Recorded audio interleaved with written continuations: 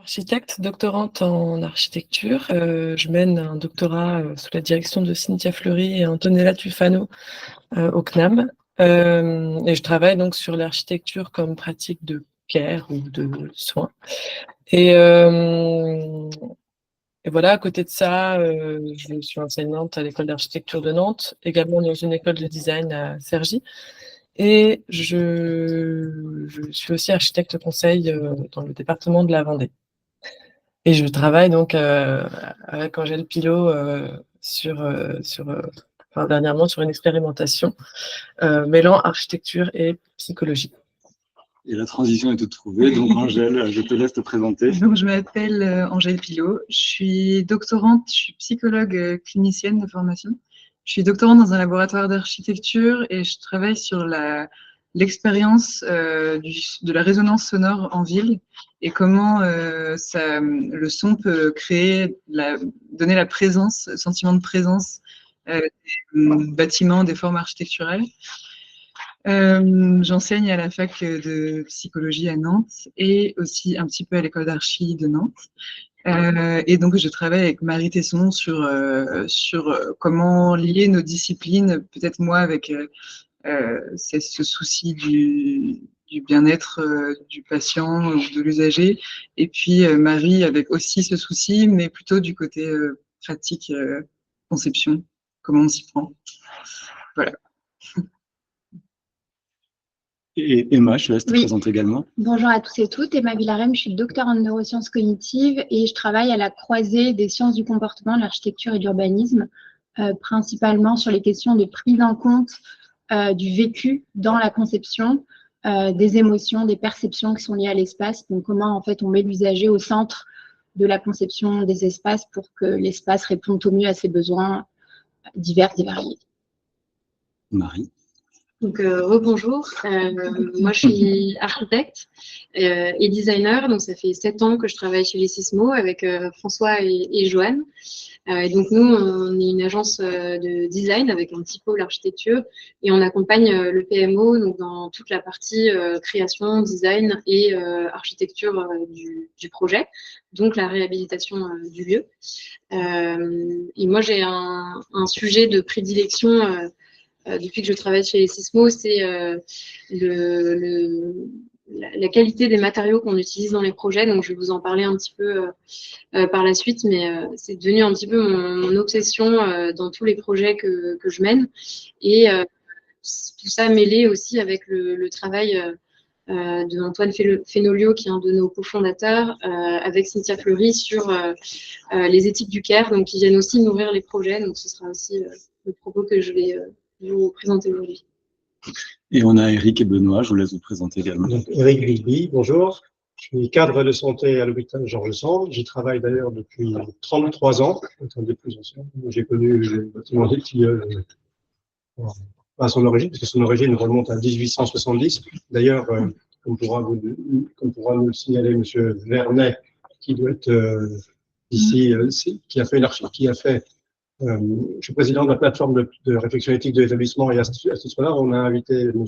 Vernet à faire une conférence sur les architectures psychiatriques dans le département du Cher depuis le Moyen Âge jusqu'à aujourd'hui. Et donc, je vais revenir au bâtiment. Les Tilleuls, avant, c'était le bâtiment qui abritait les femmes dites tranquilles.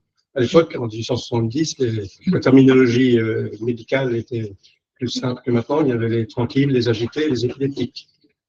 Et donc, le bâtiment de Tilleuls est chez les femmes tranquilles à l'époque. Et donc, on nous a demandé d'intervenir. Johan nous a demandé d'intervenir suite à cette conférence qu'on a organisée sur les architectures en santé mentale depuis le Moyen-Âge dans le département du Cher. Et donc, Benoît Fauville, psychologue à Georges Sand auprès d'adolescents. Je suis également docteur en psychologie et chargé d'enseignement à l'Université de Tours sur le thème rôle et représentation de la maladie mentale dans la société. Très bien. Donc, on peut commencer. L'idée aujourd'hui, c'est de parler évidemment d'architecture et de soins. Et donc, la trame qu'on vous propose, c'est de parler de ces deux thèmes à travers le projet architectural et qui est peut-être, lorsqu'on conçoit un projet architectural, on peut raisonner par phase. Et la première phase d'un projet architectural, c'est quoi? c'est ce qu'on appelle la programmation. Donc, établir le programme d'un futur bâtiment. Ensuite, une fois qu'on a établi le programme, en général, il y a une phase de conception qui vient s'opérer. Et donc là, on commence à dessiner les murs et à dessiner les espaces. Et donc ça, c'est la deuxième partie qu'on va aborder. Et en troisième partie, c'est d'aborder l'architecture comme un lieu de vie, à travers notamment l'intervention d'Éric et Benoît. Et donc, peut-être qu'on pourrait commencer par cette première phase de programmation, parce que si on veut injecter du soin dans l'architecture, en fait, ça commence par justement ce programme. Et donc, Marie, justement, on en discutait hier, Marie Tesson, sur comment, en fait, à travers justement ce programme, on peut justement insuffler du soin. Est-ce que tu aurais quelques mots à nous dire sur cette question? Oui, bah déjà peut-être préciser que le programme aujourd'hui… Vous m'entendez? Oui. Ouais. Ok. Que le programme aujourd'hui n'est plus tellement la mission de l'architecte, en tout cas bien souvent, tels que sont structurés les marchés publics, il y a une mission de programmation qui est séparée de la mission de maîtrise d'œuvre. Maîtrise d'œuvre, c'est la mission de l'architecte et de ses co-traitants, que sont bien souvent des ingénieurs, parfois des entreprises générales. Enfin, bon, il y a un certain nombre d'acteurs qui peuvent être concernés par ces phases-là, qui sont des phases opérationnelles, mais souvent, en fait, quand on arrive en tant qu'architecte sur une commande, le programme est déjà établi avant même qu'on apparaisse. Donc, cette question-là, qui avant était une des missions de l'architecte, n'est plus tellement de leur ressort. Cependant, quand on essaie de regarder parmi des exemples d'architectes qui ont pris en main le programme et qui ont proposé des choses, on peut se rendre compte que c'est un super levier. Qu'en fait, peut-être que même c'est un petit peu bizarre d'avoir voulu séparer cette mission-là de celle de conception, parce que il y a beaucoup de choses qui sont décidées par le programme et qui ensuite peuvent poser potentiellement des problèmes en conception. Donc,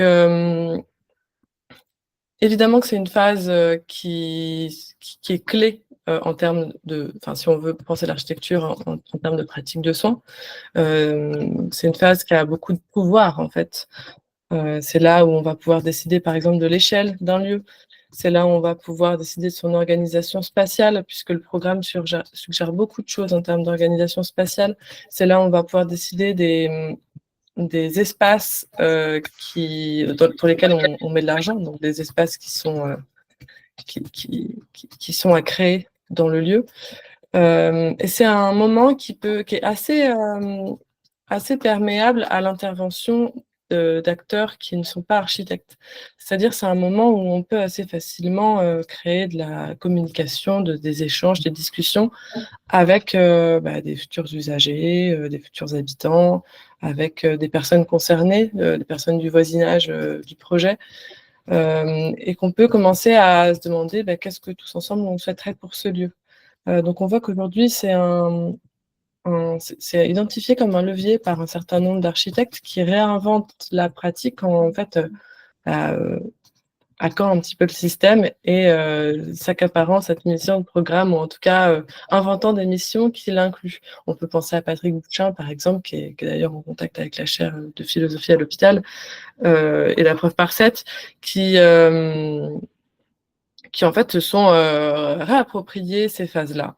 On commençait à définir un profil d'architecte, je crois qu'il l'appelle architecte concierge ou permanence architecturale, où en fait l'architecte va pouvoir passer du temps avec les personnes qui sont là sur le lieu, sur site, et va pouvoir participer à créer un lien durable, à créer certaines relations qui vont pouvoir, entre autres, faire émerger des discussions autour du programme.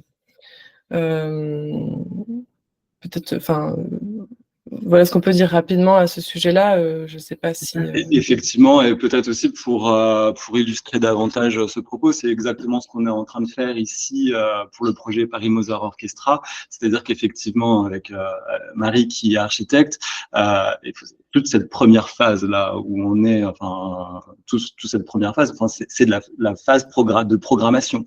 C'est ce que Marie vous expliquait tout à l'heure, et effectivement ça change peut-être d'une commande publique traditionnelle où effectivement, le programme est complètement dissocié de la phase de conception. Et donc, c'est ce temps passé à travers ces événements, à travers aussi ces immersions, à travers les verbatims qu'on a entendus si joliment tout à l'heure dans le bâtiment, en fait, qui permettent d'écrire finalement en co-création ce programme. Vous avez des choses à ajouter sur l'écriture du programme, sur la méthodologie?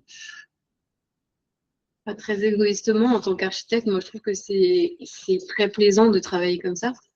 Parce que, en fait, c'est ce que je vais développer tout à l'heure, mais c'est d'une richesse à laquelle on n'a pas forcément accès dans un projet où on arrive avec un programme figé, où on ne connaît pas les usagers.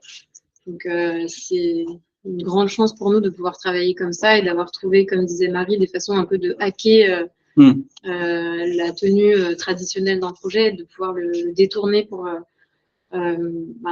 déjà intervenir avant même que tout soit figé au niveau des usages. Donc, on appelle d'ailleurs cette phase la phase d'enrichissement, et c'est pas pour rien effectivement. Donc ça permet donc au designer ou à l'architecte de venir s'enrichir justement des verbatims pour ensuite passer en phase de conception.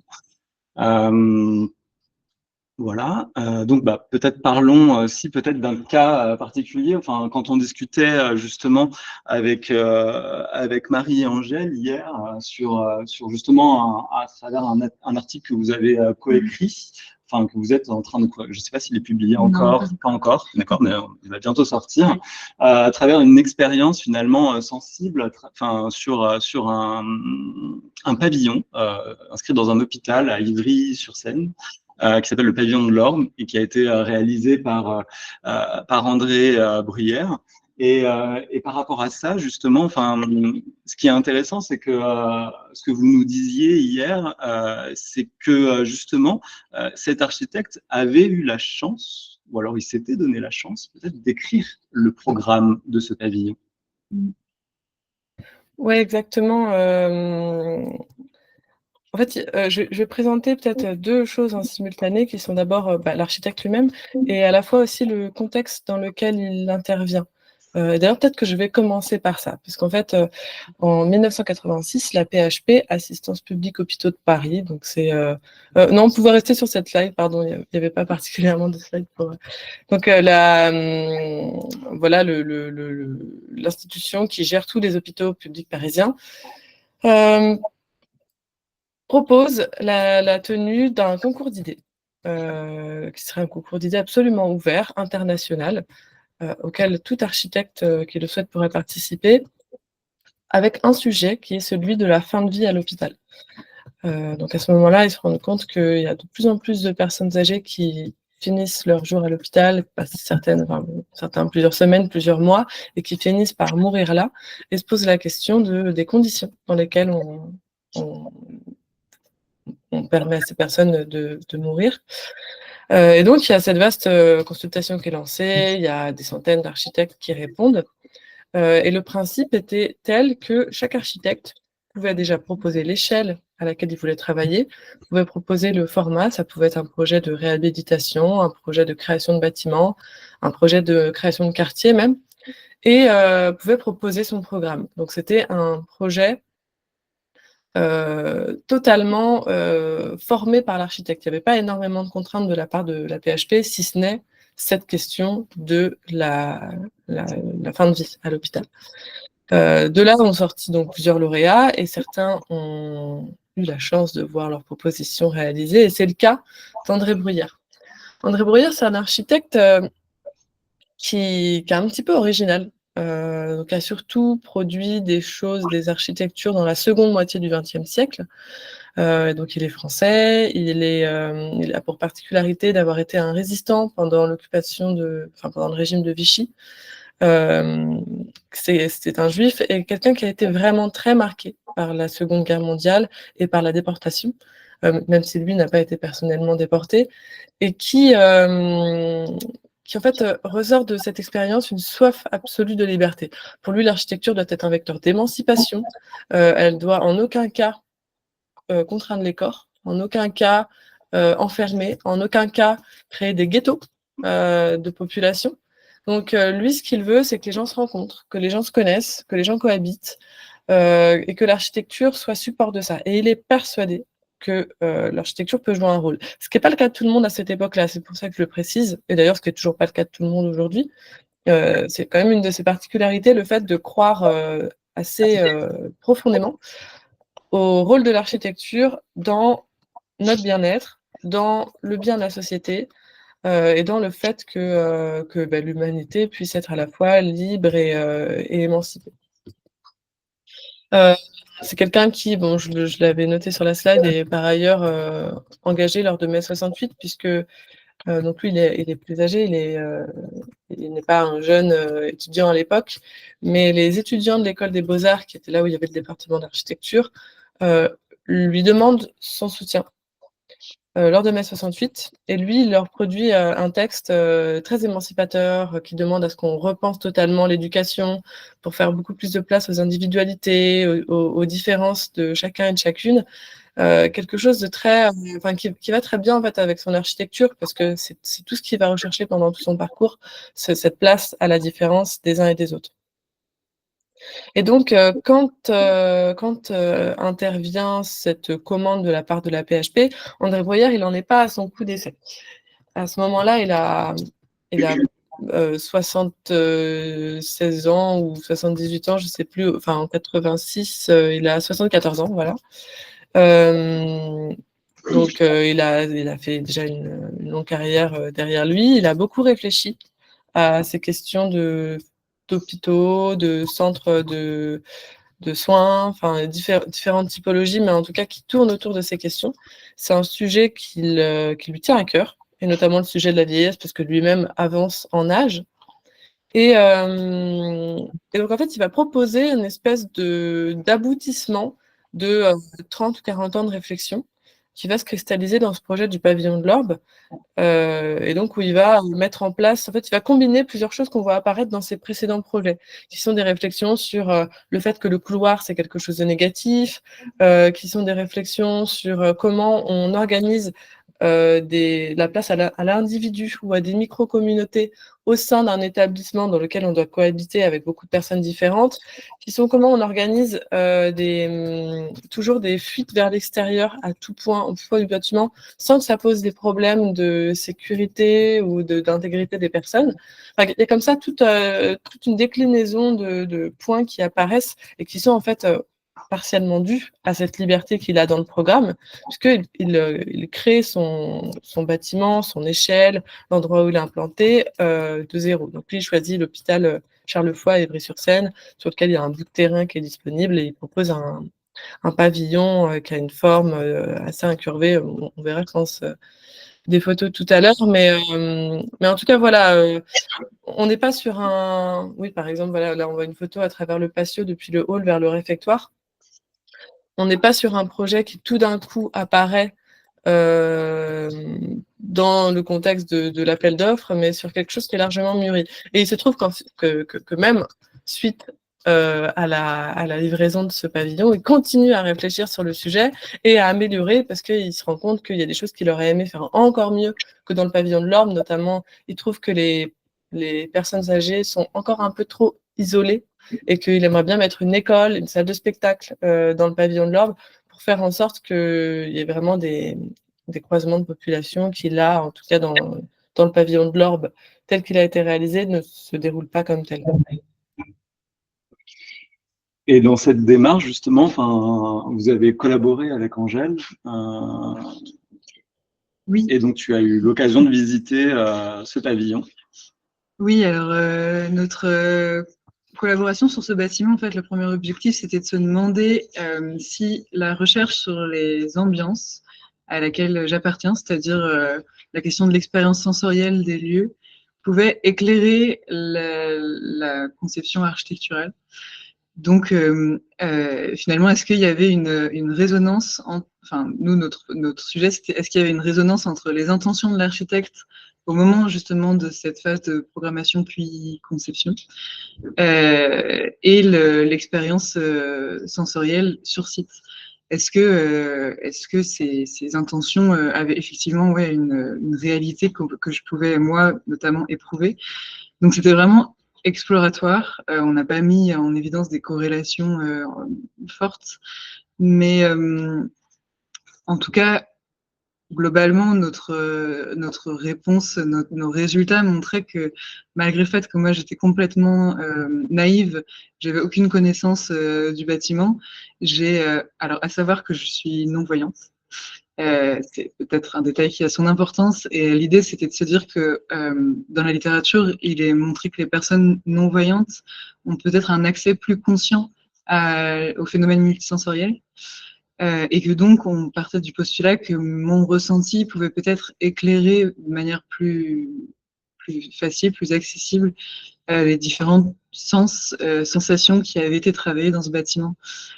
Voilà, je ne sais pas si je rentre plus dans le détail. Tu peux rentrer okay. dans le détail sur ce que tu racontais hier, ouais. sur ta perception des espaces. Oui, parce qu'en fait, donc Marie avait fait le travail de compiler via les archives de l'architecte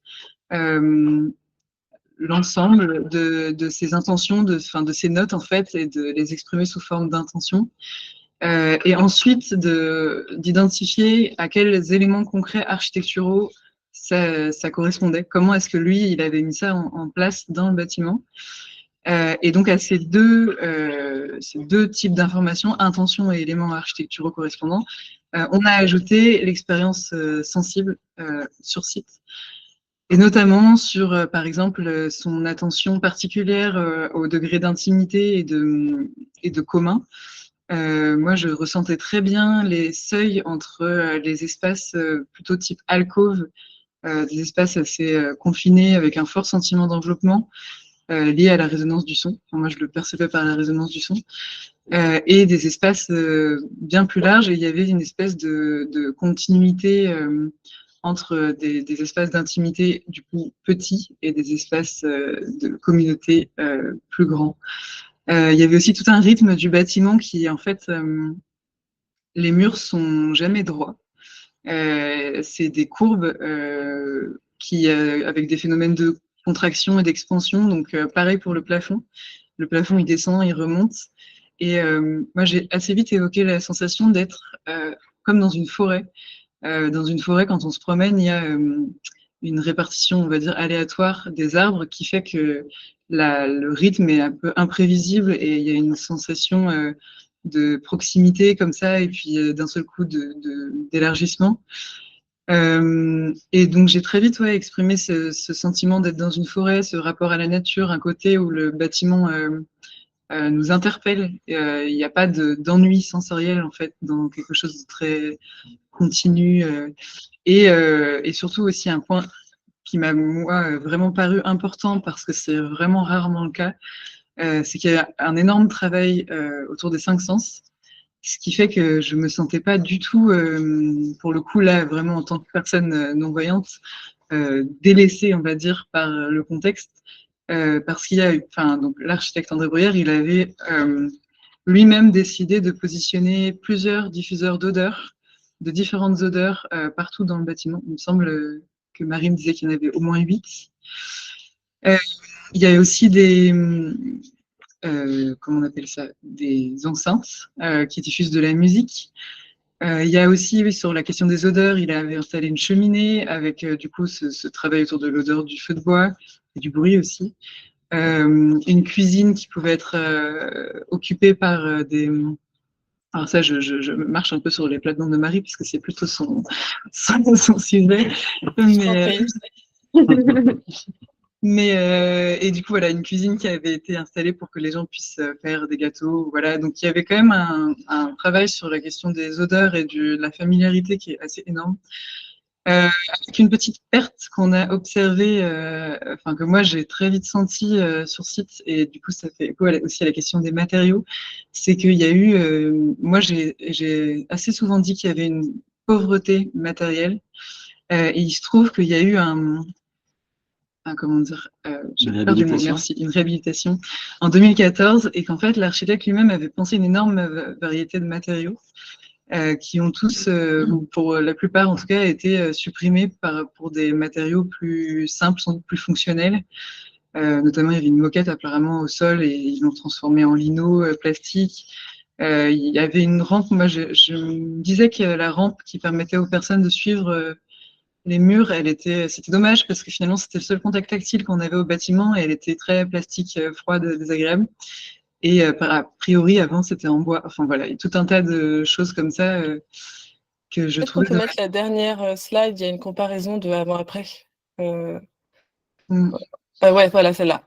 Celle-là, on voit le hall, on voit le. Bon, c'est très visuel, hein, évidemment, on n'a pas le toucher et les résonances, mais on voit que sur le côté, il y avait de la brique qui a été totalement effacée et à la place, c'est un mur blanc lisse. On voit qu'au sol, c'était une moquette qui était assez mate et qui, en fait, mettait les personnes en confiance. Puisque chuter sur une moquette, ça fait pas très mal. Aujourd'hui, c'est un lino très brillant, qui en plus est très perturbant visuellement. Je pense pour des personnes qui ont un peu une moins bonne vue, ça peut être très perturbant ces reflets. Il y avait donc des plantes naturelles, on peut le voir légèrement sur la gauche, qui ont été remplacées par des plantes artificielles. Puis bon, tout un travail des couleurs assez chaleureuses qui a disparu au profit du blanc et du gris. Et ça, c'est un des espaces où on a un exemple, mais en fait, on aurait pu multiplier comme ça les photos et voir à chaque fois la différence. Je précise juste sur les images, quand ce sont des vieilles photos ou des plans dessinés par l'architecte, elles appartiennent à l'Institut français d'architecture qui possède des archives d'André Breuillard. Quand ce sont des photos contemporaines ou des dessins, un peu des croquis de perspective, ce sont les miens, les miennes. Et peut-être pour rebondir sur ce que disait Angèle, il y a un plan juste avant avec la localisation avec des points verts. Voilà, celui-là, ça, ce sont les localisations des diffuseurs d'odeurs. Et donc, il y a, je crois, 4 types différents d'odeurs dans le bâtiment qui sont par secteur. Et la slide d'après, c'est des haut-parleurs qui diffusent du son. Donc, c'est de la musique classique et ça crée aussi des spatialités, mais du coup sonores. Puisque en fait, quand on se rapproche d'un haut-parleur, on entend très bien la musique. Quand on s'en éloigne, on quitte un peu cette spatialité-là. Donc, il y a comme ça une variation. Au même titre que les murs font des vagues et les plafonds en font aussi, l'intensité sonore et l'intensité olfactive font également des sortes de vagues. Et pareil, il y a la slide juste après qui est l'ouverture vers l'extérieur. Voilà, les flèches sont à chaque fois des fenêtres et portes qui donnent accès à des terrasses ou des jardins qui sont toujours protégés. Hein, et qui crée aussi un certain rythme, en fait, à la fois d'apport de lumière et d'apport de vue, d'ouverture quand on parcourt le bâtiment. Les espaces plus foncés, un peu en orange foncé, sont des espaces où il y a un rétrécissement de la toiture, enfin du plafond plutôt, et les espaces en rose clair sont des espaces de dilatation du plafond où le plafond devient très haut. Et puis on voit que avec les traits, avec les traits noirs, on voit quand les murs sont plus ou moins larges ou étroits. Et là, je souhaitais rebondir justement, le fait d'entendre Angèle parler des espaces, pour ensuite voir les plans. Je ne sais pas si vous avez eu l'occasion de vous projeter, mais en tout cas, quand tu m'en as parlé la première fois, j'avais ce plan-là en tête avec ces contractions. C'est un plan effectivement extrêmement atypique pour un espace hospitalier. Justement, par rapport à ça, je voulais passer peut-être la parole à Emma sur l'agentivité finalement des espaces, sur le ressenti, les émotions. Est-ce que tu aurais des choses à ajouter concernant ce thème-là? Oui, alors d'abord, je pense que je vais être très en lien avec ce qui a été dit. Je pense que c'est super intéressant d'avoir en fait différents regards à propos d'un espace. On voit bien que c'est de la diversité des regards que naissent aussi les bonnes idées finalement et d'inclure les destinataires des espaces dans la conception. Donc nous, en fait, notre travail, c'est de partir un peu du fonctionnement de l'humain et finalement un peu à l'inverse, de proposer en fait des préconisations pour la conception des espaces. Donc, en matière, par exemple, de sensorialité, on vient de parler des perceptions, des 5 sens, etc. Par exemple, de se dire que dans un espace qui va accueillir des personnes qui perçoivent pas le monde comme tout le monde ou qui ne le vivent pas comme tout le monde, ce qui est le cas de beaucoup de gens, prendre en compte leurs besoins en matière de sensorialité, c'est-à-dire, on l'a évoqué, par exemple, une hypersensibilité à la lumière ou une hypersensibilité au bruit. Ça permet de concevoir à la fin des espaces qui vont profiter à tout le monde, même à ceux qui perçoivent le monde comme tout le monde, si ça existe, qui ont une perception qu'on appelle typique de l'environnement, c'est une perception moyenne, disons. Et de se baser sur les besoins atypiques ou spécifiques, ça permet aussi de faire des espaces qui marchent pour tout le monde. Et je digresse un tout petit peu, enfin, je vais répondre à ta question, mais et là où c'est particulièrement important de prendre en compte ce vécu, ce rapport sensible à l'espace, c'est que nos perceptions et les émotions qu'elles engendrent, elles modifient notre façon d'explorer l'espace. On sait bien, si on se figure, il y a 2 rues face à nous, il y en a une qui est sombre, il y a des sons un petit peu lointains, inquiétants, et il n'y a personne, ou il y a une rue avec des fleurs, des rires, toutes colorées. Bon, en fait, on sait bien qu'on va prendre la rue B parce qu'on s'y projette, parce que les émotions qu'elle va générer sont positives. On ne fait pas le choix toujours consciemment, c'est jamais si contrasté, mais en fait, les émotions qu'on ressent, elles modifient nos comportements.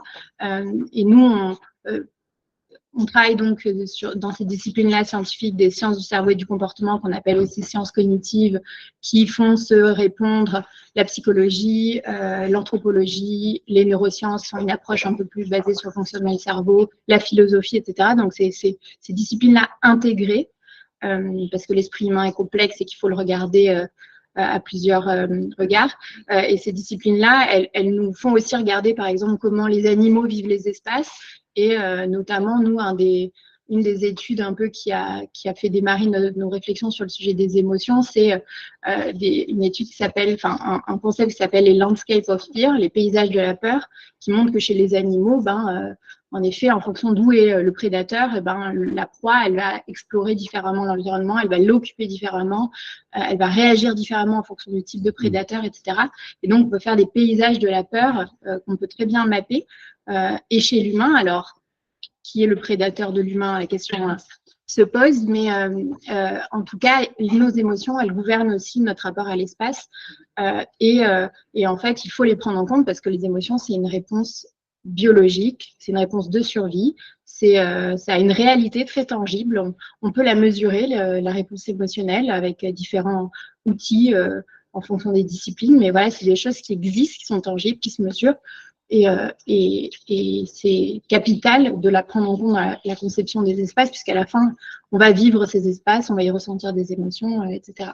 Donc, tout converge plutôt vers le fait de prendre en compte le destinataire de l'espace aussi dans sa conception, parce qu'on va découvrir des choses. Aussi, quand on est praticien, praticienne en architecture, on a son regard qui est expert, et on pose un certain regard sur l'espace qui peut être très bien complémenté par d'autres regards de personnes qui ont d'autres expertises, comme des expertises vis-à-vis des espaces eux-mêmes, par exemple, qui n'ont pas des expertises techniques. Donc, voilà, j'ai fait un peu une réponse mêlant différents aspects, mais je pense que c'est, entendre là Angèle raconter l'expérience de l'espace, on se dit, mais comment, en fait, on ne fait pas ça systématiquement, d'aller faire vivre les espaces et d'en apprendre, en fait, toute la richesse, de sortir, de se décentrer de sa propre perception, en fait. Et en général, mettre les usagers autour de la table, repartir des usagers, ça amène ça. Et en revenant un petit peu au programme architectural, c'est-à-dire qu'au moment de décrire ce programme et de rentrer, même si la phase de programmation en architecture est très liée à la phase de conception, est-ce qu'on a plutôt intérêt à favoriser justement une grande mixité de typologie d'espace, étroit, grand, pour que les gens puissent se rencontrer? Est-ce qu'il y a des préconisations, des idéaux, des choses à faire au moment de concevoir des typologies à prendre en compte? Je te pose la question, mais après, alors, comme nulle part, il n'y a pas de recette qui fonctionne à chaque fois, je dirais que peut-être ça me permet d'avancer l'idée que bien souvent, quand on parle d'espaces qui incluent, d'espaces qui permettent à chacun, chacune de se sentir confortable, de s'approprier l'espace, etc., vient souvent la croyance limitante de toute façon, les gens, ils ont des besoins différents. On ne peut pas accommoder les besoins différents des gens. Et donc, ne les prenons pas en compte, je caricature, mais bon, ne les prenons pas en compte puisque de toute façon, un tel va avoir un besoin opposé à un tel. Et souvent, on a cette conception parce qu'on se dit en 1 mètre carré, en 1 même mètre carré, comme on se le dit tout à l'heure, on ne peut pas, oui, accommoder les espaces. Si j'ai besoin d'une source lumineuse intense et j'ai besoin d'une lumière tamisée, en 1 mètre carré, oui, c'est sûr que si on se met cette limite-là, ça ne marche pas. Par contre, si on considère l'espace à une autre échelle, comment on fait pour accommoder différents espaces en fonction de ses besoins, puisque les besoins ils diffèrent d'une personne à l'autre, mais ils diffèrent aussi à différents moments de la journée, au sein d'une même personne, d'un jour à l'autre, etc. On a travaillé à la conception de la maison de l'autisme qui a ouvert à Aubervilliers l'année dernière. Et par exemple, dans le cas de l'autisme, on sait que c'est un spectre. Un spectre, ça veut dire qu'il y a autant de formes que de personnes concernées, en fait.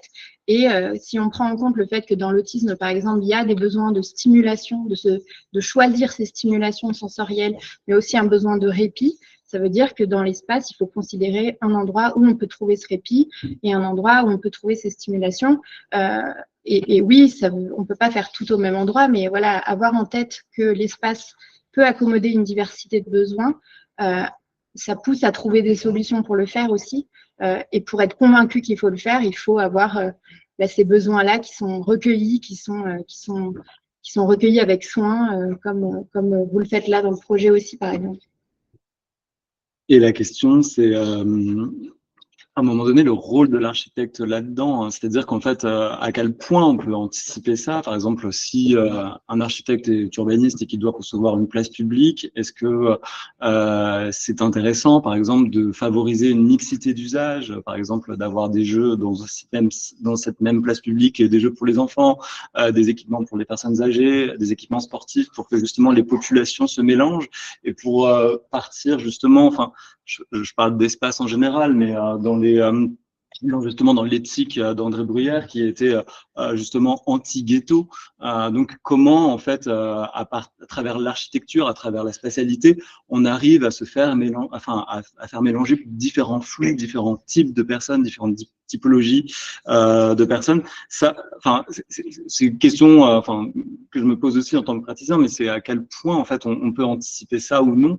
Toi, tu as un avis sur cette question ou... Alors oui, n'étant pas architecte, je laisserai peut-être d'autres personnes compétentes répondre sur le comment on fait. Mais je dirais que, en tout cas, la question de faire se croiser, c'est toujours... Enfin, on est une espèce sociale, on est une espèce qui est aussi... crée des automatismes. Notre cerveau, il a besoin d'aller vite, il crée des automatismes, on a des stéréotypes, etc. Il y a une théorie en psychologie sociale qui s'appelle la théorie du contact intergroupe qui dit que, en fait, quand on veut faire en sorte de diminuer les stéréotypes qu'un groupe a sur l'autre, il faut juste les faire se croiser, se rencontrer. Je sais que c'est plus compliqué que ça, mais quand même, il y a plein d'expériences qui montrent qu'en mettant les gens au même endroit, en fait, on les aide à actualiser en fait ce qu'ils pensent des autres et on arrive à lutter contre les stéréotypes de cette façon-là. Et donc, ça implique cette question des flux, elle est toujours importante. Et après, quelle est la réponse adaptée? Évidemment, il faudrait peut-être se faire les besoins d'une diversité de public, mais je me dis aussi que la réponse, de toute façon, elle est toujours contextualisée. Il y a quel équipement, quelle population, quelles ressources seraient complémentaires dans l'espace public pour attirer les gens dans l'espace public. Si je suis dans un tissu pavillonnaire où tout le monde a son potager et que je décide de faire un potager partagé, est-ce que ça va aussi bien marcher que si je propose un équipement qui est complémentaire à ce qu'ont les gens chez eux? Là, je vais les attirer dans l'espace public. Donc, ça implique aussi de comprendre quelles sont les ressources présentes et les ressources manquantes pour créer des espaces publics qui vivent parce qu'ils sont appropriés. Et après, sur le comment faire ça, bien sûr, c'est compliqué. Je parle de l'intention là surtout, mais... Et là, la transition est toute trouvée, justement. Enfin, si on quitte un petit peu ce champ du programme, donc effectivement du squelette mental du projet, en fait, après arrive la phase de dessin, de conception, de choix des matériaux. Et donc là, Marie, toi qui travailles justement, qui est architecte et qui travaille au quotidien sur ces questions, est-ce que, enfin, tu nous parlais d'une méthodologie que tu avais développée, donc si tu pouvais nous en dire plus. Ouais. Du coup, juste pour revenir au tout départ, chez les Sismo, on travaille avec les éthiques du Caire. Donc voilà, c'est toute une partie théorique et philosophique qui nourrit notre pratique. Et moi, je voulais en fait aujourd'hui raconter vraiment à partir de mon quotidien, de comment je conçois les projets. Encore une fois, de manière peut-être très égoïste, mais comment c'est au final un champ de réflexion qui va vraiment enrichir les projets et qui va inspirer toutes les dimensions d'un projet architectural. Donc là, je vais en donner quelques-uns en exemple. Il en manque sûrement plein d'autres, mais je voulais vous montrer un petit peu des exemples de comment ces éthiques-là vont venir nourrir les phases, les dimensions d'un projet architectural de manière très simple et vraiment être des sources d'inspiration plutôt que des contraintes et justement, comme disait Emma, partir des besoins spécifiques de certaines personnes, comment ça va venir enrichir et complexifier et adoucir aussi, ça va vraiment donner toute une palette en fait supplémentaire au projet qu'on n'aurait pas eu si, encore une fois, on n'avait pas eu ce contact avec les personnes concernées.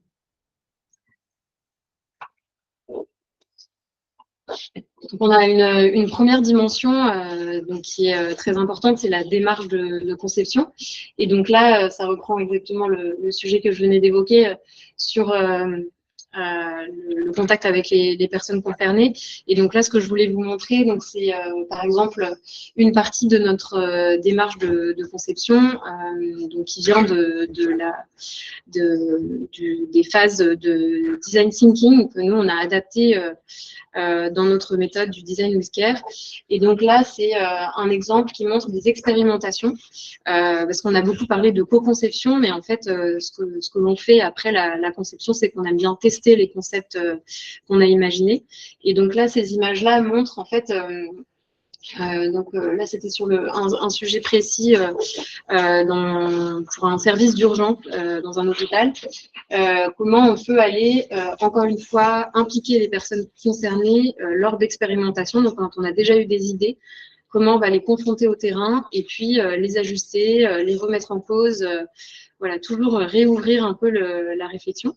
Et c'est une étape qu'on va mener aussi dans le projet du tiers-lieu, où on va tester voilà, des usages qu'on a déjà en tête, qui étaient déjà imaginés d'ailleurs depuis longtemps, mais on va aller les tester en mode frugal pour les ajuster, les faire évoluer, justement recueillir ces petits détails qui n'en sont pas, en fait, de comment c'est ressenti de manière sensorielle aussi, notamment, puisqu'on va beaucoup parler de musique. Donc voilà, de venir enrichir le projet en étant toujours au contact des personnes concernées, qui sont ici à la fois les patients, patientes, soignants, soignantes, les familles, les habitants de la ville qui vont être impliqués dans le projet. Ensuite, donc on a parlé de la démarche, là on va parler vraiment des concepts en eux-mêmes. Les éthiques du CARE, pour moi, ça vient vraiment enrichir des idées qu'on aurait pu avoir, voilà, ce qu'on dit chez les architectes, c'est de gestes architecturaux. Là, on va vraiment les enrichir avec une couche d'attention pour le confort sensoriel, la réassurance, la confiance en soi des personnes qui vont vivre ces espaces-là. Et en fait, au lieu d'avoir une bonne idée, moi, je trouve que ça donne des idées merveilleuses. On passe à un niveau supérieur dans le détail, dans l'attention, dans la façon dont ça va être vécu après, parce que forcément, même en tant qu'architecte, on est aussi beaucoup plus émotionnellement engagé dans ce qu'on va créer. Et puis quand on va dessiner, on va se rappeler de ce que nous a dit telle personne qu'on a rencontrée sur comment elle perçoit une couleur ou comment elle perçoit le fait d'être vue quand elle va prendre son rendez-vous avec tel soignant, etc. Donc ça va venir rajouter voilà, une couche supérieure de qualité dans ce qu'on va concevoir. On a aussi dans les usages qu'on va intégrer, donc là aussi ça nous aide beaucoup d'avoir la main sur le programme puisqu'on a la main sur les usages qu'on va pouvoir intégrer dans le projet. Si on travaille avec les éthiques du care, on a des nouveaux usages qui vont apparaître qui sont uniquement dédiés aux soins. Par exemple, dans cet exemple de travail qu'on a fait pour une clinique, on a un usage uniquement dédié aux soins des soignants et soignantes, parce qu'aujourd'hui, ils ont des salles de pause qui sont, on va dire, très fonctionnelles, et encore, mais qui sont quand même uniquement censées répondre à des besoins très basiques de manger et s'asseoir 2 minutes entre deux patients. Et là, ce qu'on a aussi expérimenté, c'était un nouvel usage de vraiment prendre soin des soignants. Donc, avec des créneaux, il y avait un masseur ou une masseuse qui venait s'occuper des soignants. Et ça rejoint un concept qu'on a beaucoup aussi dans nos projets, c'est la symétrie des attentions. C'est que dans tous les lieux de soins, on va demander à des professionnels de prendre soin toute la journée des patients, des résidents, des usagers. Et en fait, si on veut qu'eux soient en posture de bien le faire, il faut qu'on prenne soin d'eux. Donc, ça peut être à travers des espaces qu'on rend plus agréables pour eux. Ça peut être à travers des usages comme ici, où on va physiquement leur apporter le soutien dont ils ont besoin. Mais ça peut prendre aussi plein d'autres formes. Il y a ensuite un aspect qui là va parler vraiment aux architectes, c'est la réglementation, qui est très souvent vécue comme une contrainte, parce que évidemment c'est toutes les règles qui vont permettre d'assurer à la fois l'accessibilité à toutes les personnes, quelles que soient les formes de handicap ou quelles que soient les difficultés qu'elles peuvent vivre au quotidien. Donc, ils sont là quand même psychologiquement plus faciles à accepter. Mais il y a aussi tout un tas de règles qui sont liées aussi à la sécurité incendie. Donc, encore une fois, c'est très important de les respecter, même si parfois elles peuvent paraître un peu exagérées par rapport à des situations réelles. Mais donc ça peut être vécu complètement comme des contraintes un peu stupides auxquelles on est obligé de respecter, ou on peut s'en inspirer carrément pour, encore une fois, enrichir le projet. Et c'est le cas notamment d'exemples qu'on a dans l'hôtellerie, où par exemple on a des pourcentages de chambres accessibles aux personnes à mobilité réduite à proposer aux clients. Et en fait, ça, c'est pas forcément appliqué dans tous les espaces publics. Il y a des espaces où on n'a pas besoin d'avoir, par exemple, 2% de l'espace qui soit accessible. Ça peut être beaucoup moins, ça peut être beaucoup plus, mais en fait, de s'inspirer justement de cette demande supplémentaire et de l'appliquer le plus largement possible. Par exemple, ici, c'est des bureaux qui permettent l'accompagnement vers l'emploi dans la ville de Saint-Denis. Et en fait, on n'a aucune obligation d'avoir autant de bureaux qui sont accessibles en fauteuil, par exemple. Et là, on a fait en sorte, en répartissant les surfaces, donc en ayant certains bureaux qui sont tout petits, mais en ayant du coup d'autres qui sont beaucoup plus grands, de pouvoir s'assurer qu'un fauteuil peut circuler partout. Et ça permet, comme le disait Emma tout à l'heure aussi, de pouvoir intégrer des usages qui n'auraient pas été possibles si on restait dans le standard en mettant des bureaux tous de la même taille. En fait, là, le fait d'avoir des bureaux plus grands nous permet, par exemple, de recevoir une famille, parce que, par exemple, une mère de famille ne peut pas venir à son rendez-vous sans ses enfants. Donc, en fait, là, il y a la place pour qu'ils jouent, pour qu'il y ait la poussette qui soit dans le bureau, par exemple. Et donc, encore une fois, le fait de s'inspirer de cette réglementation plutôt que d'aller contre, ça va nous permettre d'enrichir, encore une fois, la qualité des espaces.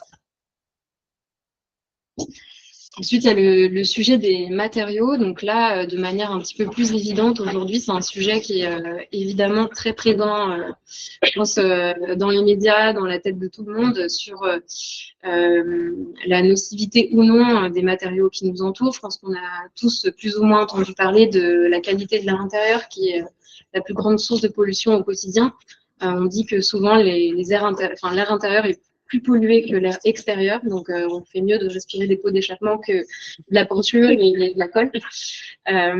Et donc c'est ça qui a inspiré aussi cette démarche que j'ai eue et que j'évoquais tout à l'heure, de vouloir intégrer de plus en plus de matériaux qui soient les moins nocifs possibles dans les projets.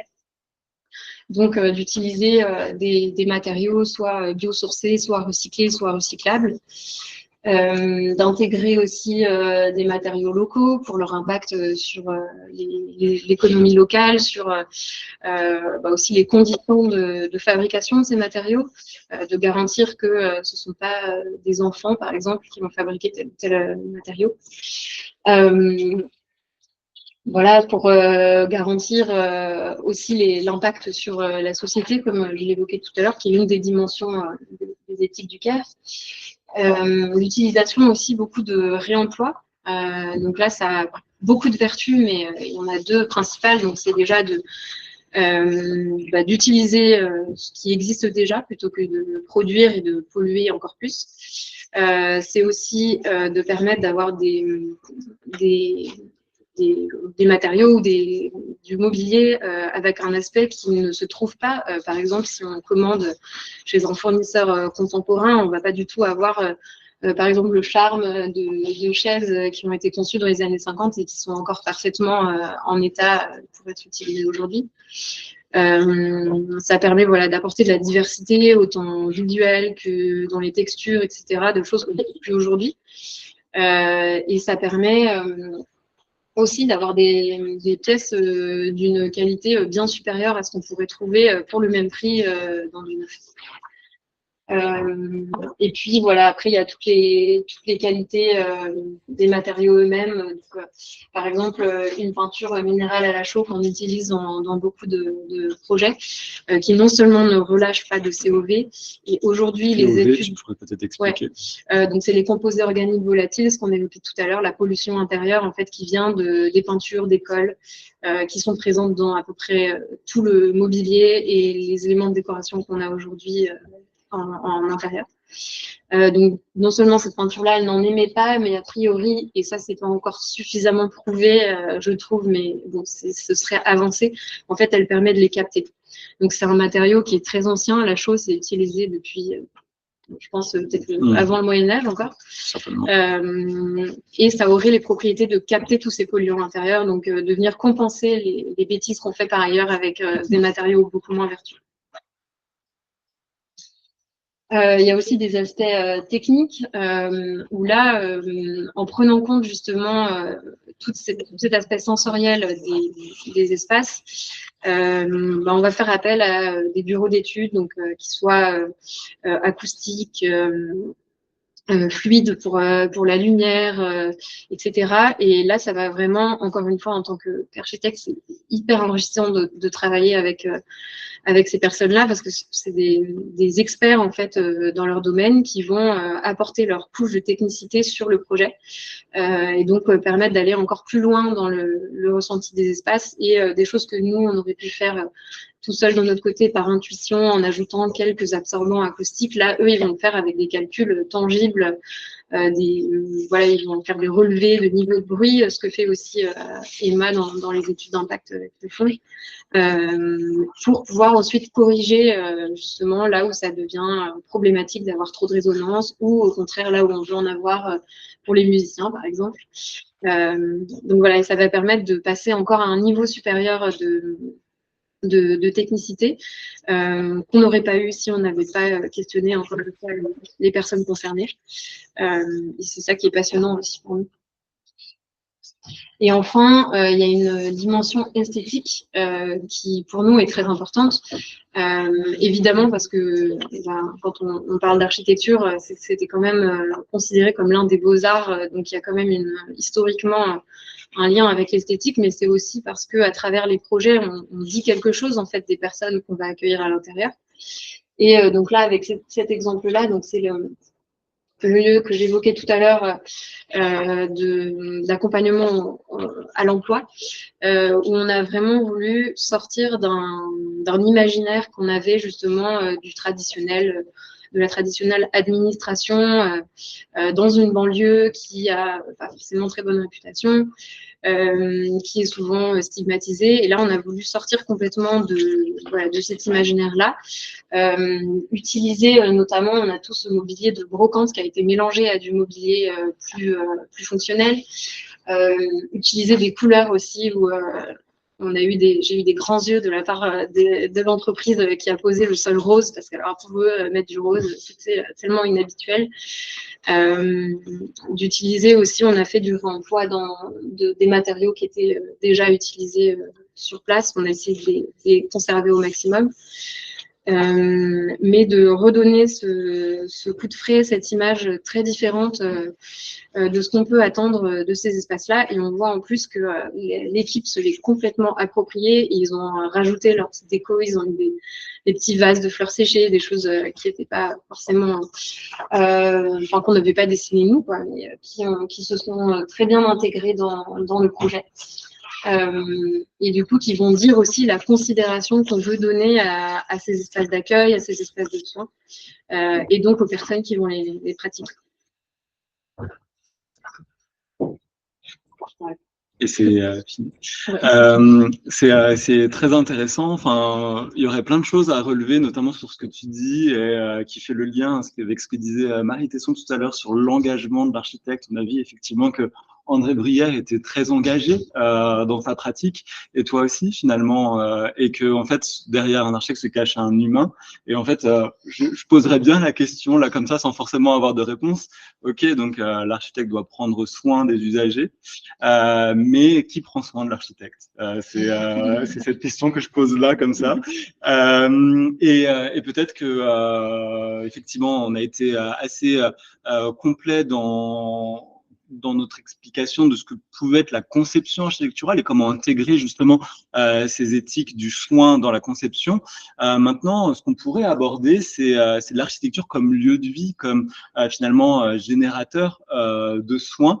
Et justement, là, je vous laisse la parole sur effectivement la réhabilitation d'un bâtiment, de voir aussi que l'approche, en tout cas qui a lieu pour ce projet Paris Mozart Orchestra, effectivement est plutôt atypique par rapport peut-être à l'histoire des hôpitaux. Là, en fait, on cherche à casser l'introversion peut-être ancienne des hôpitaux qui étaient souvent entourés d'une enceinte. Et là, en fait, au contraire, on fait venir un public, on fait rentrer les gens dans l'hôpital à travers un projet comme Paris Mozart Orchestra. Donc ça, c'est très intéressant et je vous laisse peut-être développer cette question-là. D'accord, merci. Donc, Johan nous a demandé en premier lieu de répondre à la question qu'est-ce que réparer un lieu en psychologie? Donc, je me suis intéressé à l'étymologie du terme réparer, qui est donc emprunté au latin reparare, qui veut dire préparer à nouveau, réparer à nouveau, préparer à nouveau, remettre en état, restaurer, rétablir. Donc, on peut penser que le futur bâtiment des Tilleuls qui est en réparation va repartir de plus belle avec cette nouvelle préparation et que cette nouvelle cartographie, cette reprogrammation, comme pour un moteur de voiture, va lui permettre de développer des performances hors normes. En tout cas, c'est ce qu'on souhaite à l'hôpital de Georges-Sand. Et on nous a demandé de rappeler aussi les principes qui nous sont chers d'éthique soignante. L'éthique soignante, vous parliez d'éthique du Caire, évidemment, l'éthique soignante qui a vu le jour dans les années 70 après les travaux de deux Nord-Américains qui s'appelaient Childress et Beauchamp, en fait, sont fondés sur 4 principes fondamentaux qui sont l'autonomie. Le premier, l'autonomie. Donc, on peut penser qu'avec le futur tiers-lieu, les patients qui seront dans l'hôpital Georges-Sand auront toute l'autonomie, c'est-à-dire la liberté et le consentement pour venir y assister, pour venir participer à la vie de ce lieu, qui pourront le décider aussi. Et le deuxième principe, c'est la bienfaisance. La bienfaisance étant considérée comme l'obtention de conséquences favorables. Donc, on sait bien par la musique en particulier que les conséquences, on a des artistes musiciens déjà. Dans l'établissement, on a plusieurs art thérapeutes et artistes qui interviennent. Et on sait à quel point la musique est bienfaisante pour les personnes soignées dans notre établissement. On a le troisième principe qui est la non-malfaisance. Alors, le non-malfaisance, c'est pas la bienfaisance. La non-malfaisance, par exemple, on imagine que dans le tiers-lieu, ça pourrait être la non-obligation de résultats créatifs. Vous voyez, pour les soignants qui vont venir là ne devront, si possible, pas être mis en échec, pas se sentir plus mal en sortant du tiers-lieu que lorsqu'ils vont rentrer. Mais on reste comme ça, mais on rappelle quand même les principes qui nous sont chers en éthique soignante. Et le dernier principe de cette éthique soignante hospitalière, c'est l'équité. C'est-à-dire que l'accès devra être possible pour tous ceux qui le souhaitent et devra être équitable. Je voudrais juste faire un petit rappel aussi, avant de passer la parole à Benoît, concernant la musique à l'hôpital. Là, au cours de mes différentes recherches, je me suis rendu compte que on remonte à 982, à l'an 982, un des principaux hôpitaux de Bagdad. Enfin, entre Bagdad et Téhéran, il y a un doute, mais enfin bon, un des principaux hôpitaux de Bagdad, fondé en 1982, avait une équipe soignante de 25 médecins, dont un médecin très connu à l'époque, il s'appelait Razès, R-H-A-Z-E-S, ou Razi, on ne sait pas trop non plus. Et donc il était médecin, pharmacien, astrologue et architecte aussi. Et il avait décidé de construire un hôpital de manière cruciforme. Et dans chaque aile, tout était bien compartimenté, sectorisé. Il y avait la médecine, la chirurgie, la pharmacie, l'ophtalmologie, l'orthopédie. Et il y avait un secteur de maladie mentale. Et dans ce secteur de maladie mentale, le Razès en question a été le premier médecin à faire intervenir des musiciens pour favoriser leur apaisement, pour calmer les aliénés, c'est comme ça qu'on disait à l'époque, et pour limiter l'enfermement. Donc, je voulais dire que la musique dans nos hôpitaux de santé mentale a vraiment toute sa place, et on trouve vraiment très bien que vous reveniez avec le PMO, parce que on pense que développer ce soin en particulier va grandement nous aider. Je vais passer la parole à Benoît qui va vous parler de folie, de musique, de bruit, de son. À Bagdad, il y avait déjà un CHU en fait. Là. Voilà, vous voyez tout ce qu'il fait. Oui, parce que dans les hôpitaux arabo-musulmans, il y avait l'université, l'université de médecine était dans l'hôpital aussi, collée à l'hôpital, ce qui n'était pas le cas des hôpitaux chrétiens. Il n'y avait même pas de médecin qui intervenait dans l'hôpital, ni d'intervenant. Vous l'avez compris, en éthique, on tente de naviguer avec différents points de repère, à la fois philosophiques, juridiques, historiques. Et là où on en est dans notre réflexion, pour savoir où on va, c'est bien de savoir d'où on vient. Si ça a été évoqué, le passé, la psychiatrie en France, interroger notre passé pour comprendre notre avenir. Alors, un incontournable dans l'histoire de la psychiatrie en France, c'est de parler de Michel Foucault. Et je me disais, en pensant au tiers-lieu, la question n'est pas de répondre à la place de la musique à l'hôpital, mais plutôt la place du bruit dans la cité. Quand je dis le bruit, c'est la folie. Le regard que porte la société sur ce qu'elle nomme folie, ce qui dérange, en fait. Et l'objectif de tout ça, c'est bien de lutter contre la stigmatisation et l'autostigmatisation. Donc Michel Foucault, auteur de La folie à l'âge classique, la diapo d'avant, merci. Et il a bien montré comment l'architecture exprime une certaine forme d'exercice du pouvoir sur les individus.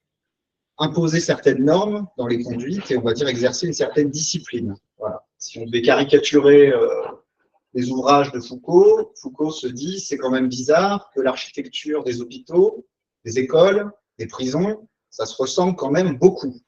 Ce sont peut-être des institutions, Voilà, la société, à travers ses institutions, essaie d'exercer une certaine forme de pouvoir, une certaine forme de discipline sur des individus et sur des choses qui dérangent. Voilà. Les remettre un petit peu dans le droit chemin, si on peut dire. À l'origine de Folie et des raisons, l'histoire de la folie à l'âge classique, Michel Foucault explique qu'il a d'abord eu l'idée d'un livre sur les fous, plus que sur les médecins. Et ça, c'était impossible à faire. Pourquoi? Parce que la voix de la folie avait été étouffée, réduite au silence. Ça, c'est très important dans ce qui nous réunit toutes et tous aujourd'hui. Ce qui nous réunit, c'est la conviction qu'il faut donner une voix aux patients, une voix pleine et entière, pas seulement consultative, le pouvoir de décider pour soi-même, ça a été dit, ne pas parler ou décider à leur place. Et la folie et le bruit, c'est ce qu'on remarque, ce qui trouble, ce qui s'écarte des normes avec lesquelles nous fonctionnons habituellement, ce qui les interroge. La folie est bruyante, dans le sens le plus musical du terme.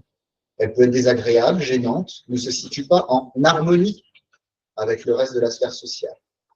Le bruit et donc la folie est ressenti comme, diapo suivante, merci beaucoup, une destruction, un désordre, une salissure, une pollution, une agression contre le code qui structure le message. Là, on est dans la stigmatisation. Et pourtant, cette folie, tout comme le bruit, elle a une valeur, elle a un sens pour celui qui en est à l'origine. C'est le psychologue qui dit ça. Ces deux phénomènes ont du sens, s'inscrivent dans une construction. De nombreux genres musicaux ont été qualifiés de bruyants lors de leur apparition. Alors, petite anecdote pour le PMO, lors de la première interprétation du boléro de Ravel, une femme se serait écriée « Au fou, au fou ». Ravel aurait alors dit « Celle-là, elle a compris ». Si vous avez des enfants, des adolescents, sûrement que vous trouvez que leur musique, c'est pas de la musique. C'est bruyant, ça agresse les oreilles. Et vous-même, quand vous étiez ado, sûrement que vos parents vous disaient de baisser le son, parce que quand même, c'est pas de la musique, c'est du bruit. On voit bien comment les normes changent, le regard de l'autre, etc., etc. Le bruit, comme la folie, c'est toujours un langage autre. Et c'est ce que nous dit un petit peu Foucault aussi, dans la diapo suivante. Cette évidence découverte sous la poussière de documents, que la folie n'est pas un fait de nature, mais un fait de civilisation. La folie, c'est toujours, dans une société donnée, une conduite autre, un langage autre. Ce qui est appelé folie quelque part, à une époque donnée, c'était pas appelé folie ailleurs. Par conséquent, il ne peut y avoir d'histoire de la folie sans une histoire des cultures qui la disent telle et qui la persécutent. On est dans la stigmatisation. Et dans la diapo suivante, si Durkheim et les psychologues américains ont fait de la déviation et de l'écart la nature même de la maladie, c'est sans doute une illusion culturelle. Notre société ne veut pas se reconnaître dans ce malade qu'elle chasse ou qu'elle enferme. La maladie n'a sa réalité, sa valeur de maladie, qu'à l'intérieur d'une culture qui la reconnaît comme telle. Donc le bruit comme la folie, c'est ce qui dérange la société. Ce qui la trouble, ce qui l'interroge et provoque parfois du désordre. Et le bruit, c'est aussi le renouvellement des codes. C'est évoluer, changer. La psychiatrie évolue en mettant davantage le patient et ses proches au cœur des décisions. On entend parler de père aidance, de directives anticipées, de maisons des usagers, de réhabilitation. On retrouve un peu la logique des clubs thérapeutiques qu'on avait avec la psychothérapie institutionnelle. Donc à travers un lieu, ce bâtiment, à travers un espace, cet hôpital, il s'agit donc finalement d'une place. Notre rapport à la folie, à l'altérité, à l'autre, à la différence. Et toujours Michel Foucault, il a écrit aussi un autre ouvrage qui est passionnant, L'Andy et écrit où il parle de la notion d'hétérotopie. Ce qui serait le contraire d'une utopie. Des lieux qui ont dessiné dans l'institution même de la société, qui sont des sortes de contre-emplacements, sortes d'utopies effectivement réalisées, dans lesquelles les emplacements réels, tous les autres emplacements réels que l'on peut trouver à l'intérieur de la culture sont à la fois représentés, contestés, inversés. Des sortes de lieux qui sont hors de tous les lieux, bien que pourtant ils soient effectivement localisables. Ces lieux, parce qu'ils sont absolument autres que tous les emplacements qu'ils reflètent et dont ils parlent, je les appellerai par opposition aux utopies, les hétérotopies. Alors ça a l'air compliqué comme ça, et pourtant, quand on a vécu le confinement, avec la crise Covid, on a été privé d'hétérotopie. Le cinéma, le théâtre, les salles de concert, les bibliothèques, ce sont des hétérotopies. Et Foucault donne des caractéristiques des différentes hétérotopies dans la diapo suivante. Merci beaucoup. Tous les groupes humains en ont à toutes les époques. Le fonctionnement peut varier selon la société dans laquelle l'hétérotopie existe. On peut juxtaposer en un seul lieu réel plusieurs espaces, plusieurs emplacements qui sont eux-mêmes incompatibles. Bah oui, au théâtre, on vit plusieurs aventures, au cinéma, on peut voir plusieurs films, à la bibliothèque, on peut lire 1000 histoires. Un exemple que j'aime beaucoup aussi, c'est la cabane d'un enfant. Moi, j'ai 2 enfants qui sont petits, 4 et 7 ans, et une cabane d'un enfant, ça peut devenir une fusée, un bateau pirate, un vaisseau spatial ou tout ce qu'on veut. C'est une hétérotopie également. Ça fonctionne avec une hétérochronie, un autre rapport au temps. On ne vit pas le temps de la même façon.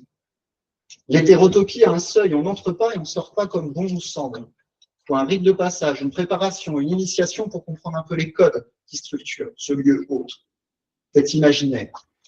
Et enfin, une fonction, créer un espace d'illusion qui dénonce comme plus illusoire encore tout l'espace réel. Alors, ce qu'il faut comprendre, c'est qu'il y a un peu une fonction de réparation derrière l'hétérotopie. C'est réparer un petit peu ce que la société peut rejeter, ce qu'elle a d'hypocrite, etc., etc. C'est le lieu où on peut travailler tout ça. En somme, on ne répare pas le lieu, mais le lieu permet de réparer quelque chose dans la société.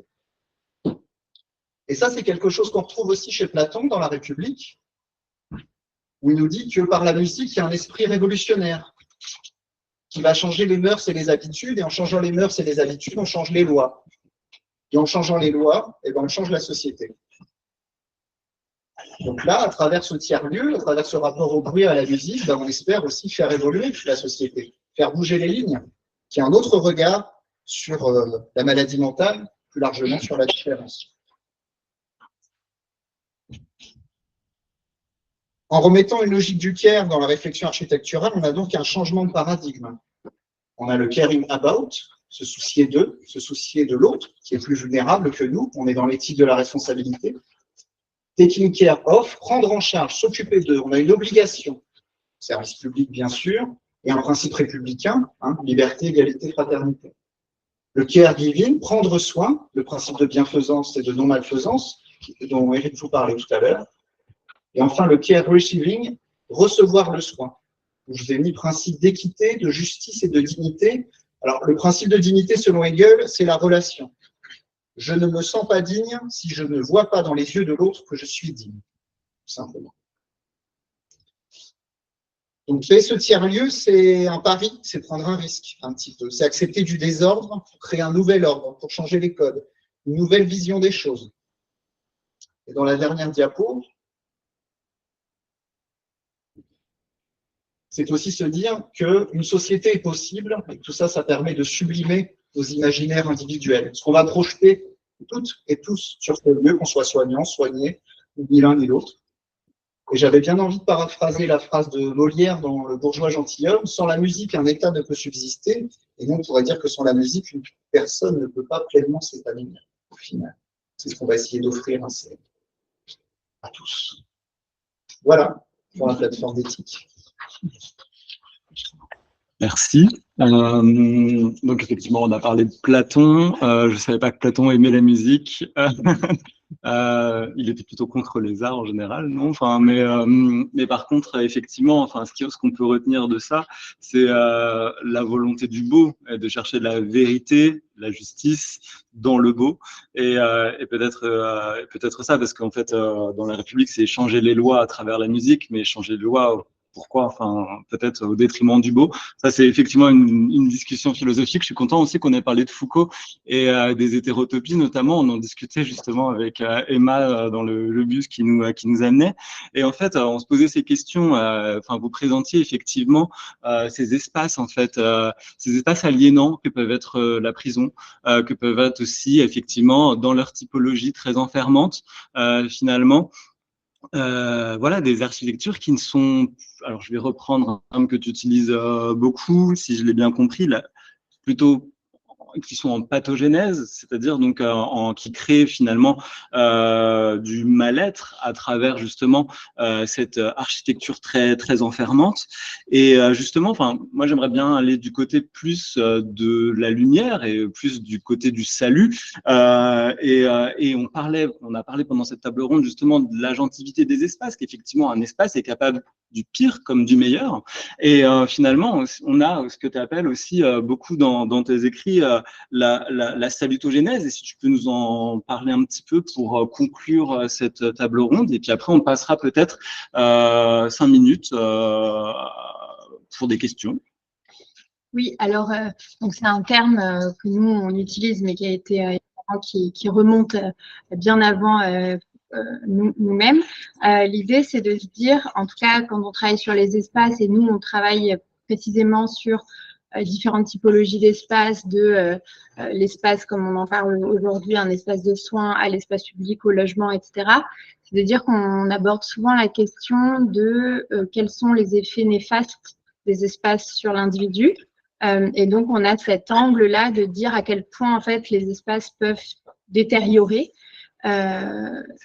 On le voit beaucoup sur la ville, par exemple. On a beaucoup d'études qui s'intéressent à l'impact de la ville sur la santé mentale, qui nous disent que quand on a grandi ou vécu en ville, on a X% de plus de risques de développer des pathologies psychiatriques, des troubles de l'humeur, en dehors même des pathologies liées à la pollution, etc., respiratoire. Et donc, en fait, c'est cette idée-là, donc salutogénèse, genèse de la santé, donc comment on crée des espaces qui produisent la santé. Et en fait, juste historiquement, ce terme-là, c'était l'idée de se dire, dans la ville, mais dans le quotidien des individus, on doit faire face à des stress. Ces stress, ils sont plus ou moins importants en fonction même de sa propre situation de vie.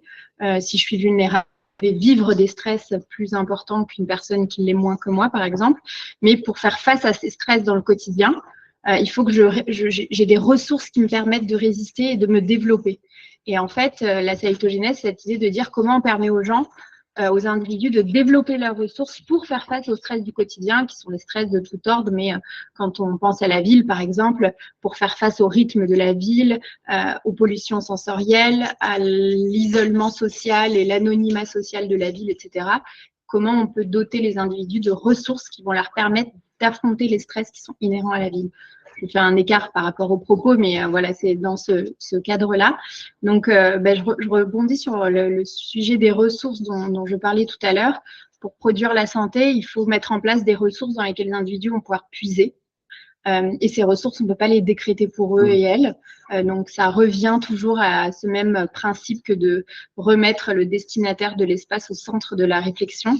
Parce que pour proposer des ressources qui vont permettre aux individus de développer leur santé, développer leur bien-être, de développer leur capacité à faire, etc. Il faut que ces ressources, elles soient identifiées, comprises, elles soient adaptées aux individus. Donc là, de nouveau, repartir des besoins des individus pour proposer en fait des ressources sur lesquelles ils vont s'appuyer. Il y en a des ressources qui sont, je ne vais pas dire génériques, mais on sait qu'il y a des choses qui sont inhérentes au fonctionnement de l'humain, et par exemple la notion de capital social, c'est-à-dire, je l'ai dit tout à l'heure, on est une espèce sociale, on sait que le lien social, ça prédit l'espérance de vie des individus, le bien-être, la santé physique, la santé mentale, que ça permet de se rétablir, que ça permet de surmonter les chocs plus facilement que si j'en ai pas de capital social. Donc voilà, ça c'est une question que nous, on traite beaucoup dans nos projets, c'est cette question du lien social et comment on va créer les conditions de sa création, parce que on ne décrète pas le lien social, hein, on ne va pas forcer des gens à se lier, mais on peut créer des conditions favorables à. Je rebondis sur l'espace de pause tout à l'heure. Soit je fais un espace de pause pour les soignants qui est très institutionnel, où il y a le minimum, où il n'y a pas d'objet de décoration parce que ce n'est pas nécessaire, etc. Est-ce que je crée les conditions de s'asseoir et de se détendre et de passer un moment et d'interagir? Pas forcément. Aussi, j'apporte du soin à l'environnement, que je permets une appropriation, parce que pour interagir avec les autres, il faut être bien soi-même. Si je suis stressée, c'est difficile d'être disponible dans les interactions sociales. Donc, voilà, il y a quand même des ressources. Ces ressources sociales, on sait qu'elles sont très importantes pour l'humain, pas que l'humain, mais pour l'humain notamment. Donc, voilà, peut-être ce que je peux dire là-dessus brièvement. Je trouve qu'il y a un enjeu aussi sur ce que vous disiez, comment la personne va définir ce qu'est la santé pour elle. Est-ce que ça va être de se lier aux autres ou pas du tout? Enfin, quel objectif il peut se donner dans le rétablissement et dans l'épanouissement au final? Parce que la santé, on a la définition de l'OMS, mais certaines personnes ne vont pas s'y retrouver. Un état de complet bien-être physique, psychique, social, qui ne consiste pas seulement en une absence d'infirmité, etc., etc. Il y en a qui vont être ailleurs, c'est ça. Donc, ce côté épanouissement est aussi fondamental. Ça me plaît beaucoup dans cette vision de l'architecture qui est ne pas réduire la personne à son symptôme, au final. C'est vraiment l'individu à part entière et pas seulement à travers la perturbation, on va dire.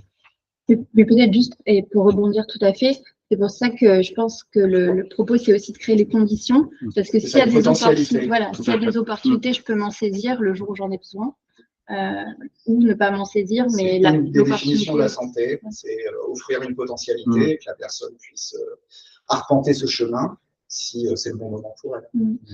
Ce qui est marrant, c'est que tout à l'heure, vous parliez des prisons ou des architectures qui sont peu accueillantes.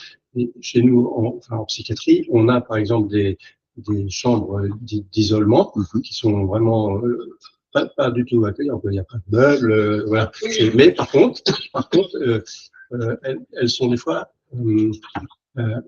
bienfaisantes pour certains soignés qui peuvent parfois réclamer, lorsqu'ils se sentent vraiment très très mal au plus profond d'eux-mêmes, qui peuvent parfois réclamer d'aller y passer un petit moment.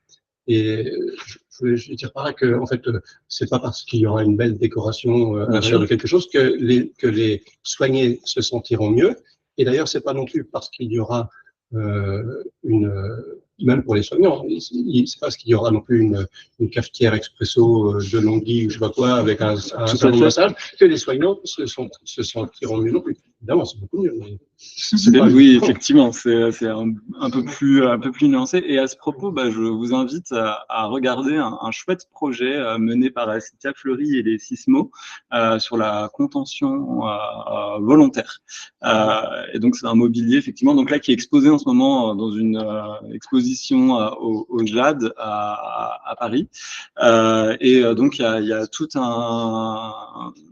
une présentation de ce mobilier qui a été expérimenté aussi parce que c'est passionnant, effectivement. Des fois, effectivement, les patients sont volontaires.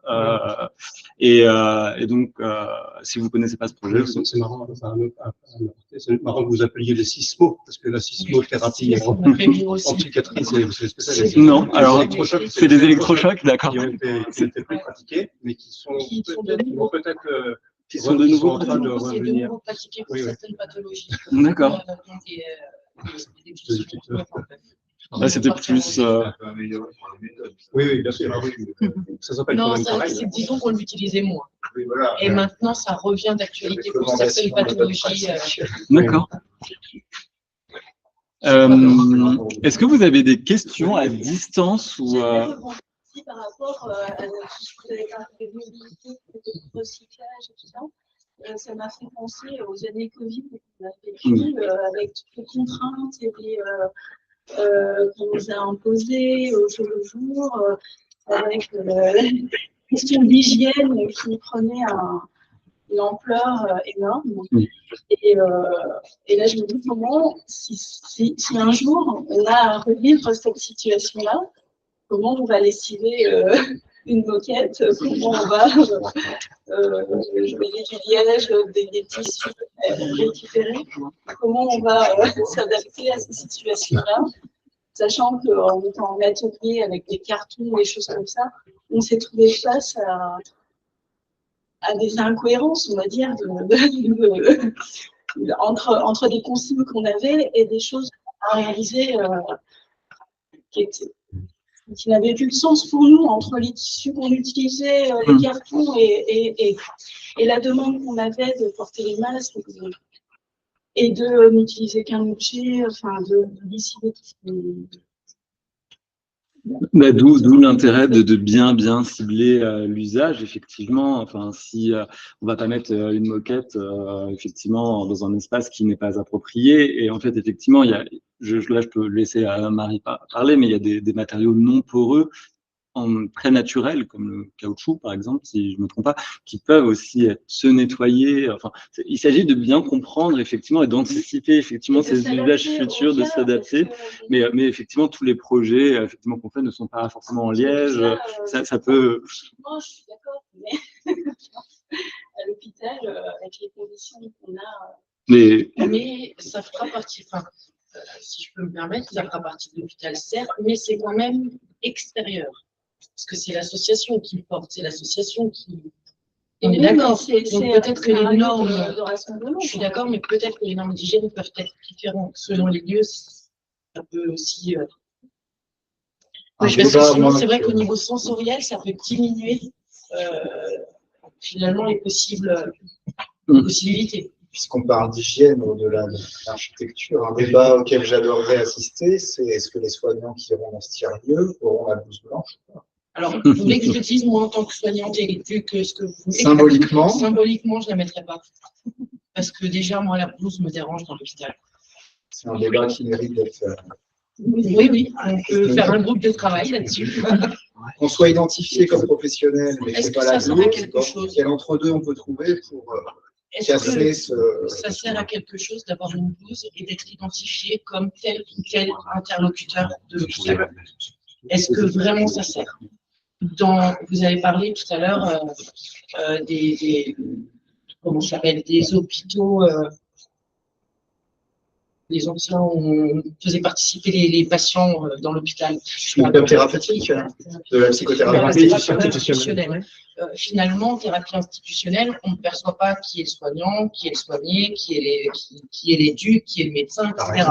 Est-ce que finalement, c'est pas mieux pour un rétablissement que de ne pas stigmatiser non plus le soigngnant comme un soignant? Je sais pas, j'ai plein de questionnements. Bénéfice-risque, éthique. D'ailleurs, quand on a fait du mot, c'est. Une petite question en ligne. Oui. Donc, oui, je souhaiterais, Alain Vernet, je souhaiterais intervenir pas vraiment sur ce qui s'est dit. D'abord, sur la sismothérapie, je rappelle historiquement que la première sismothérapie documentée en France, elle a été faite à l'hôpital d'Issoudun, donc finalement pour un patient à l'hôpital de Chez-Albenois, donc pour cet établissement, avec un certain nombre de discussions qui se sont posées en termes éthiques à ce moment-là, en particulier par l'initiateur de cet événement, qui était le docteur Ferdière, psychiatre d'Antonin Artaud, quelqu'un qui est, je dirais, un des pionniers de l'art-thérapie. Donc, on n'est pas… votre nom et finalement ce que vous pilotez n'est pas étranger à l'histoire de l'établissement. Ça, c'est une première remarque. La deuxième chose que je voulais citer, c'est que vous développez quelque chose autour de la musique et de l'architecture avec la filiation de Cynthia Fleury. Et je voudrais là évoquer devant vous la figure d'un grand philosophe né à Bourges, qui est quand même un des spécialistes de l'alliance philosophie et musique, qui est Vladimir Jankélévitch. Et Cynthia, elle ne peut pas, elle en a beaucoup parlé aussi. Et donc, je crois que c'est une filiation qui est tout à fait intéressante. Et par rapport à ce qu'il disait de sa philosophie, je résumais rapidement au niveau du je ne sais quoi, du presque rien, il disait ne manquez pas votre matinée de printemps, laissez agir la surprise. Et je trouve que dans ce que vous présentez, vous créez un lieu, alors peut-être que vous allez me contredire et que j'ai mal interprété ce que vous présentiez, mais me semble-t-il, vous essayez de créer un lieu qui est un lieu de rencontre ou en tout cas d'interaction dans lequel finalement pourront se développer des moments de surprise, des moments imprévus. Et je pense que c'est vrai que dans nos systèmes de santé très protocolisés, où finalement il n'y a plus, comme disait Duvigneau, de jeu du jeu, vous recréez là un espace de la spontanéité, un espace de l'imprévu, donc un espace du possible et un espace de la création, parce que la création, ce n'est pas la conservation des choses, c'est la rupture, la transformation et l'imprévu. Il me semble que, si j'ai bien compris, c'est quand même en termes de projet ce que vous voulez instituer ici. Quand je dis instituer, le terme n'est pas très bon parce que là, c'est justement créer de la norme, une institution, mais c'est peut-être tout de même ça que vous voulez faire, permettre l'expression de la liberté de ceux qui viendront. Tout à fait. Merci. Merci beaucoup. Merci. On avait encore une autre question. On avait une question qui avait été posée par Gilles, plutôt pour toi, Marie, en ligne, qui était un petit peu la question de l'évaluation des régimes de preuve qui repartaient donc de la jeunesse du pavillon de l'Orbe, c'est-à-dire, est-ce qu'il y avait, alors j'imagine que ça s'appelait pas comme ça, mais de l'évaluation d'impact, ou dans ses notes, au cours de son travail, de sa carrière, quelque chose qui serait de l'ordre de la preuve du soin qui pouvait être apporté aux résidents. Voilà, question de l'évaluation. Merci pour cette question. Alors, oui, il y avait une forme d'évaluation, mais qui n'est pas une évaluation scientifique. C'est-à-dire que André Bruyère retournait sur place, s'entretenait au bout de quelques mois, années, avec les personnes qui travaillaient, qui vivaient sur place. Il faisait également une espèce de comment on dit, de pourcentage. En gros, il avançait certains chiffres qui, j'imagine, sont réels, mais on ne pourrait pas qualifier ça d'évaluation scientifique. Enfin, en gros, dans ses notes, on retrouve des témoignages que lui-même réécrit, restitue de certaines personnes concernées par le lieu. Donc, ça peut être, je sais pas, le directeur du pavillon de l'Orbe de l'époque, telle ou telle infirmière, femme de ménage. Enfin, voilà, on va avoir comme ça des bouts de phrases restituées. Il va écrire la mortalité. Et lui, il considère que ça, ce sont des preuves, mais en tant que chercheuse, je peux pas, moi, considérer que ce sont des preuves. Enfin, cependant, voilà, il y avait quand même une recherche d'évaluation de l'impact de sa part avec ses outils. Lui, c'était pas du tout un chercheur. Donc voilà, avec ses propres outils et ses propres moyens, il essayait de faire quand même une petite évaluation, quoi. Très bien. Je vois que on a légèrement dépassé de 7 minutes. En tout cas, merci à tous pour votre écoute, pour vos questions, en présentiel et à distance. Donc, je pense que c'est le moment de clôturer ce beau moment. Pour passer merci. À une intervention musicale donc des musiciens du Paris Mozart Orchestra en ligne. On s'excuse pour la qualité acoustique, mais on vous propose de laisser le micro si vous souhaitez rester en ligne. Voilà.